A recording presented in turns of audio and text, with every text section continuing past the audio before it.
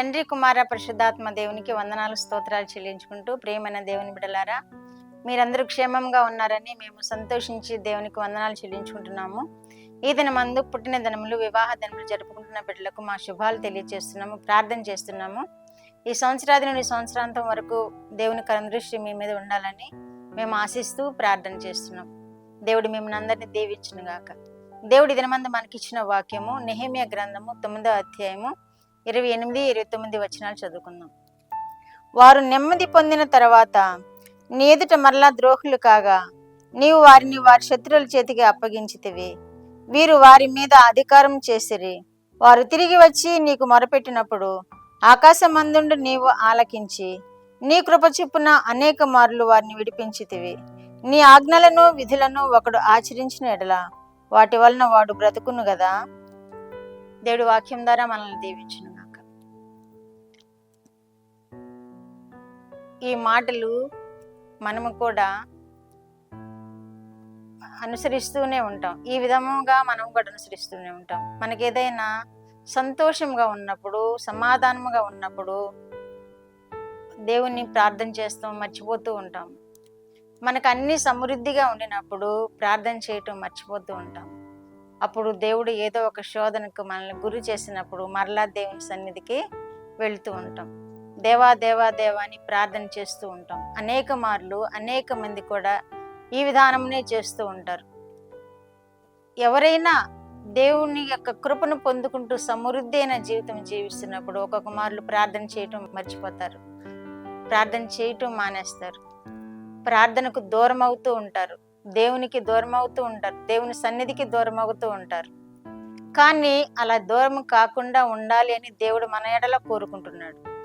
మనం ఈ నిత్యము ఆయనకు ఎదురుపడాలని, ఆయనకు సన్నిధిలో మనం కనబడాలని, ఆయనకి స్తుతి చేస్తూ మన జీవితాలను గడపాలని దేవుడు మన కొరకు ఎదురు చూస్తూ ఉంటారు.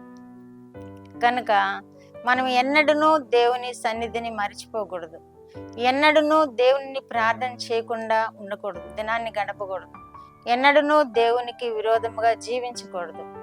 వారు తిరిగి వచ్చి నీకు మొరపెట్టగా, ఎవరైతే ఆ విధముగా దూరం అయిపోయి దేవుని సన్నిధికి దూరం అయిపోయి పనిష్మెంట్ తీసుకుంటున్నారో వారు తిరిగి వచ్చి నీకు మొరపెట్టగా ఆకాశమందుండి నీవు ఆలకించి నీ కృప చొప్పున అనేక మార్లు వారిని విడిపించితివి అంటున్నారు.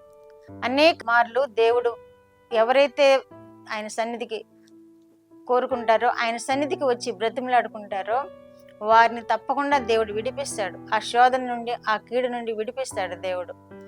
ఈ వాక్యం అదే చెబుతుంది. అనేక మార్లు నీవు వారిని విడిపించితివి అంటున్నాడు. ఆయన సన్నిధికి చేరితే మనం చాలు, మనకు ఆయనే అండ. ఈ లోకంలో మనకి ఎవరు ఏ అండ ఇవ్వరు. దేవుని సన్నిధియే మనకు అండ, దేవుడే మనకు అండ. మనకి ఏదైనా ఇబ్బంది ఎదురైనప్పుడు ఆయన సన్నిధిలో బ్రతిమలాడుకుంటూ ప్రార్థన చేసినప్పుడు తప్పకుండా దేవుడు మనల్ని విడిపిస్తాడు. అంత మాత్రమే కాదు, నీ ఆజ్ఞలను విధులను ఒకడు ఆచరించిన ఎడల వారు దాని వలన బ్రతుకుదురు కదా అంటున్నారు.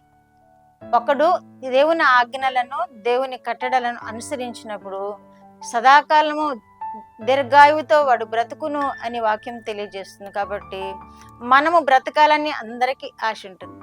మనము దీర్ఘకాలం బ్రతకాలని ఎవరికి ఉండదు ఆశ, అందరికీ ఉంటుంది.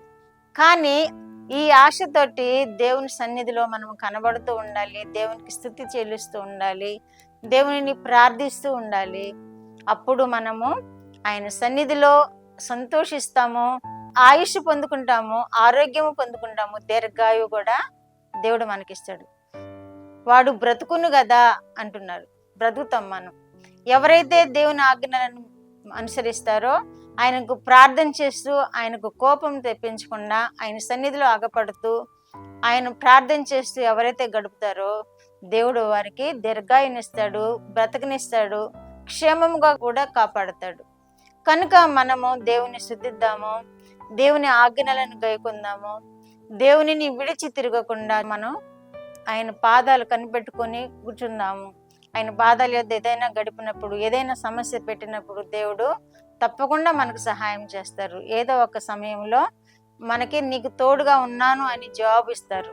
అప్పుడు దేవుడు మనకి క్షేమం ఇస్తాడు, మనం సంతోషించగలుగుతాము. అంత మాత్రమే కాదు, దీర్ఘాయువుతో మనల్ని కాపాడే దేవుడుగా ఉన్నాడు. ప్రార్థన. మా దేవ, మా ప్రియ పరలోక ప్రభువా, మీ పరిశుద్ధ పాదములకు వందనాలు, స్తోత్రాలు. మా రక్షకుడు యేసయ్య స్తోత్రములు, పరిశుద్ధాత్మ దేవ స్తోత్రములు. ఇచ్చిన వాక్యము కొరకు స్తోత్రములు ప్రభువా. దేవా, నైనా మీ ఆజ్ఞలను కట్టడలను గైకొన్నవాడు బ్రతుకును కదా అని మీరు అంటున్నారు కదా నైనా. అవును ప్రభువా, మీ ఆజ్ఞలను కట్టడలను గైకొని దీర్ఘాయువుతో బ్రతకగలిగిన జీవితములు చూస్తున్న బిడ్డలందరికీ అనుగ్రహించండి దేవా. మీకు వందనాలు ప్రభువా. ప్రతి వారిని నాయనా మీరు ఆశీర్వదించండి, కాపాడండి, మీ కృపలలో వర్ధిల్ల చేయండి. మీరే మహిమ, ఘనత, ప్రభావాలు పొందుకొనమని యేసుక్రీస్తు వారి పేరిట ఈ మనవులో మీ పాదముల యొద్ద వేడుకుంటున్నాను పరమ తండ్రి. ఆమేన్.